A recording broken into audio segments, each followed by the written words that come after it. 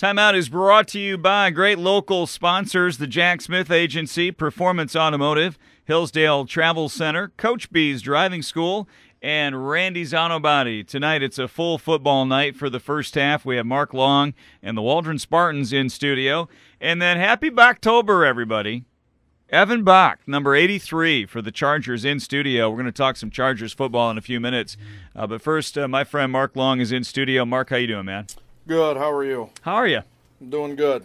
You guys are doing well. 4-1 and off to a great start to the season. I know one thing that's been ticking you off, though, is every Saturday when you've been trying to watch these Wolverines and this debacle on Saturday as a Wolverine fan. What have you been thinking as you've been reading about it? First thing, it's pretty hard to watch the games on Saturday.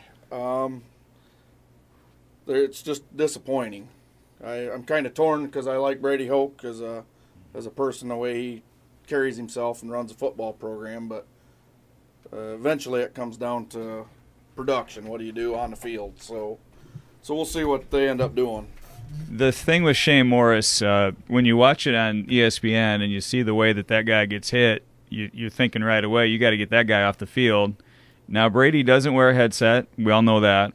And I could see being on the sideline, maybe you wouldn't have a great angle at that. I'm trying to throw him the benefit of the doubt. Is there any way that he couldn't have known that kid had a concussion in your mind? At the time it happened, probably he didn't know, not wearing a headset, and the play was on the opposite sideline, but I wouldn't think it would take somebody long to relay that to him. The thing I don't get, Mark, is everybody says, well, he doesn't wear a headset, but everybody around him has a headset on. Somebody can't walk over to Coach Hoke and say, hey, Shane's got to come out? Right. I mean, they still could have told him. You have an offensive coordinator and running backs. You got everybody on the sideline. It isn't just Hoke subbing them guys in and out, so somebody should have noticed. David Brandon released a press release at like 2 a.m. on Tuesday morning. Interesting time for a press release to come out and basically said that they've got to get better at communications and all the rest of it. I think about a year and a half ago, Brady Hoke could have had a free drink or food at any bar in Ann Arbor. He was really popular. But they've really struggled over the last season and a half. And I don't know if he's going to be the coach next year. Mark, what's your read on it? Looking at their schedule, I mean, it's hard to say if they'll win another game. Right. I mean, if they don't get it turned around offensively pretty quick, he won't be back. And the thing that I don't get is they spent a ton of money on a premium offensive coordinator from Alabama. They gave him head coaching money, basically, to take control of that offense. And they've been probably worse than last year under Al Borges. And Wolverine fans ran Borges out of town on a rail. Yeah, it comes down to players, and just by looking from a distance, the players aren't good enough. They don't have the skill guys aren't good enough. The line's not good enough. So that comes down to recruiting. You lose at home to Utah and Minnesota, and you look up and the student section's half empty, and you're not getting 100,000 fans. And Michigan, University of Michigan has one thing: their brand is based on that football program, which is a legendary powerhouse. And you can't let the boat take on a lot of water before you got to do something. And I hate to see Brady Hoke be the fall guy for that again, just like Rich Rod a couple years ago, but seems to be heading in that direction. Yeah, when your football program, if they start not making as much money as they have been making, people not going to the games. You still going to the games? I've been to one. I went to the first game, though. That was a good one. That was a good one. Yeah. Notre Dame, they got completely blown out, and since then it's been a nightmare. But it hasn't been that way for the Waldron Spartans. Mark's coaching these Spartans to a 4-1 season. They blow out Litchfield 44-8 to start the year. Burr Oak, the fighting Burr Oak Bobcats, 48-20. Tripped up against Portland St. Patrick Catholic, but then they bounce right back over St. Joseph Michigan Lutheran 54-14, and then an epic shootout against Weberville 66-46, over 100 points scored in that football game. You guys are putting some stress on the light bulbs in the scoreboard, Mark.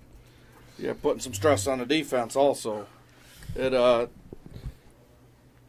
was a fun game for a fan to watch. I mean, that's kind of what I would say. It wasn't so fun coaching. It was a little stressful, but all in all, it was a fun game to be a part of. Talk about your offense. I mean, you guys are putting up huge numbers. What are you guys doing on the offensive side of the ball? We run the football. I mean, it's the same we did when we was 11 man. We're an I formation team.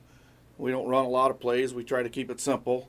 We ran the ball quite a bit last week. I think we only threw the ball 4 times and we ran like 81 plays. So a lot of being physical and running the football. When you play, you guys are an 8-man and, playing a lot of really talented 8-man teams around the state. Do you see teams mostly keeping it on the ground, or do you see a fair share that like to put it up in the air? We're kind of the minority when it comes to right. the way our style in 8-man. Like Weberville last week, they probably threw the ball as much as we ran it. Mm-hmm. So, I mean, our philosophy is if we can stay on offense, keep the ball, we can keep the other team's offense on the sideline and kind of control the clock is what we try to do. Were you upset with Tyler for scoring too quickly last week? There was a couple times he did score too quickly, but it didn't take long. It was 1 or 2 plays, and we was right back on offense, so he didn't have a whole lot of time to rest. That hurts your time of possession when Winch carries it in right away, and you're trying to keep that offense on the sidelines. I mean, Coach, 66-46 is a big-time score, and Weberville's a big school. I mean, they have you outmanned from an enrollment standpoint, that's for sure, and that's got to feel good to be able to go up there and beat them. It was a big win for our town and our football team, for our program, to beat a team. I mean, they're twice our size, and after we beat them last year, the first year they was in 8-man, and they wanted to beat us pretty bad last week. So our kids, I mean, they was tired. It was a long game, and they sucked it up, and it was a good win for the football program. T-Con next, and then you've got Battle Creek, St. Phil, Litchfield, and Flint. Let's talk about Teconcha, because that's your next opponent. Obviously, you've studied film on T-Con. What are they trying to do? What are you going to have to do to win? Well, they're kind of built more like us. I mean, their coach, he came from Climax, so he's kind of in the Climax Scots mold, and they want to run the football and stop the run like we do. So, I mean, last week it was a contrast of styles. Weberville wanted to throw and we want to run. This week it's going to be more of a will of the same type of style. So, yeah, it's interesting because you get to know a guy like Rick Bailey at Reading. He's got 1 million formations. They run 1 million plays.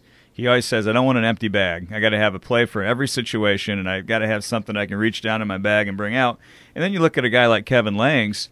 He could run 3 or 4 plays the entire game and kick your butt. Just kick your butt. It's totally different philosophies. Both of them have been really successful. But if you can keep it simple and do the work up front at the offensive line level, you can win some football games without having a ton of offense in. Yeah, no matter what you run, if you block it correctly and sustain a block and hit holes, you'll be successful. It comes down to blocking and tackling. That's what football is. Would you tell me about these guys you brought with you tonight? Yeah, I brought first I have junior Cody Jameson. He's a offensive lineman, middle linebacker. He kind of moved to fullback last week out of necessity. I got Jimmy Champion. He's a junior. He's our starting tailback. He got dinged up a little bit last week, so he didn't finish the game, and he's an outside linebacker for us.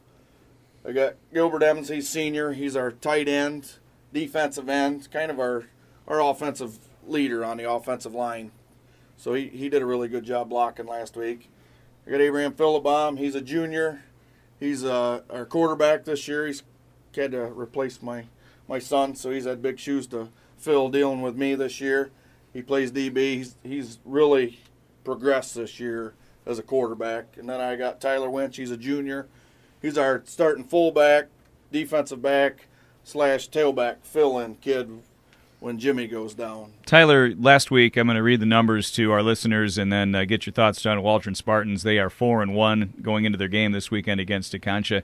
Tyler Winch's numbers from Friday night: 61 carries, 446 yards, and 8 touchdowns. That's a season for a lot of running backs that you had in one night. First of all, 61 carries. Yeah. Tell me what that kind of load was like for you and how you managed to stay upright after that. Oh, it wasn't a load, but it got hard at the end there. Lose your breath. I kind of feel bad for Jimmy when he has to run the football because I block for him nice and easy, but it gets hard at the end. 61 carries. I've never heard of anybody carrying the ball 61 times. That's like 3 games worth of carries for most people. Did you have any idea when the game was over that you had 61 carries? No idea. And and then you're like, wow, that's a lot of work. 448 yards. So the average is also pretty good. And 8 touchdowns? I need you on my fantasy team. I need him on my fantasy. Yeah, I know.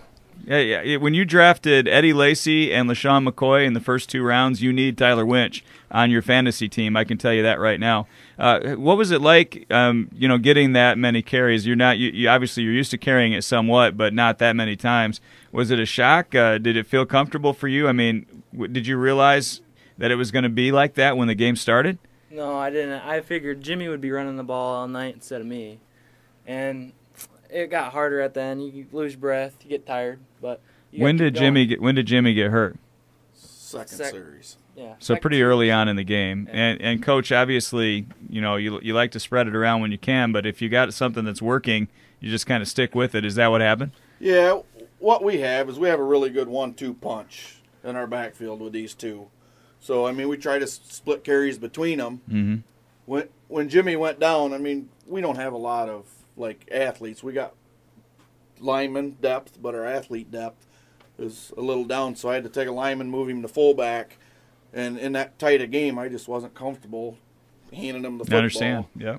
Because we couldn't turn it over, so we kind of called Tyler's number a lot. So 6-7 Advil Saturday, or you just bounced right out of bed and went right to work? No, 800 ibuprofen. You just got to get through the day.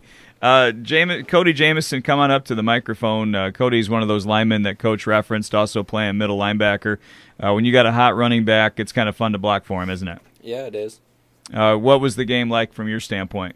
Well, it was just a lot of hitting, and you knew you had to create the holes in order for him to get away, and it was fun.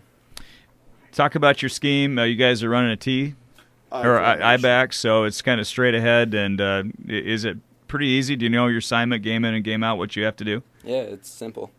And defensively, talk about the middle linebacker position. Do you like playing back there? Yeah. Why? You tackle and you hit people.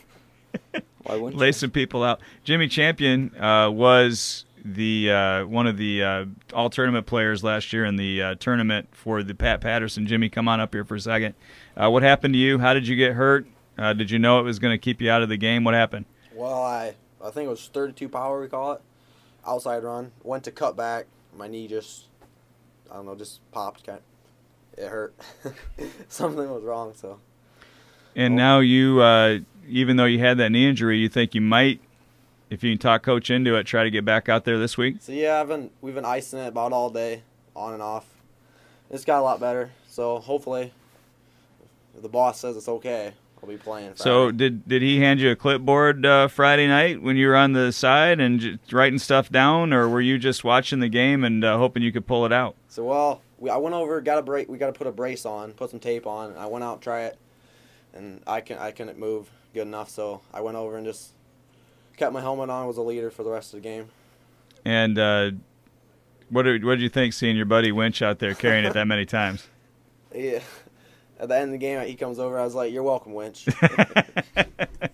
It's not going to happen again. No. Mark, you look at TCON this week, obviously the rest of the season with 4 games left. You're likely to make the playoffs. And that's exciting. I think one of the nice things about 8-man football is it makes playoffs a real reality for teams that maybe would struggle to get there in 11-man. And for your kids to have that opportunity is pretty cool. Yeah, it's awesome for our kids. Last year we had these kids were a bunch of sophomores. Now they're juniors. This is our 3rd year playing 8-man, and hopefully it's our 3rd year in a row making the playoffs. So, I mean, that's big for us. Our goal every year is we want to win a league championship, and then we want to make the playoffs. Our 3rd goal is Waldron's never hosted a playoff game. So that's kind of what we're playing for. We'd like to get to 8-1 and host a playoff game at Waldron. How's the community supporting your team this year? Really well. I mean, the support, even the people that drove up to Weberville last week, hour and a half drive to go up and support us. It's been really nice. I always enjoyed coaching against you and getting to talk with you about football. You're a good coach, obviously, and these young guys that you've got playing for you obviously love the game. And, the death of high school football is being announced a little prematurely. I know numbers are down in some places, but this is still an incredible sport. It has a lot to offer kids and young men, and I don't think it's going anywhere soon. I don't think so either. We talk a lot about football. It teaches you to grow up and get you ready to be a man and go out in the real world, because You got to learn to work as a team, work ethic. Things that you can take from football, I think, are really beneficial to kids. I appreciate you guys taking the time. I know you're in a busy game prep week as you get ready for Teconcha. Good luck in that game and the rest of the way. Thanks for having us. Waldron Spartans on the Timeout Show. When we come back, Evan Bach in studio right after this.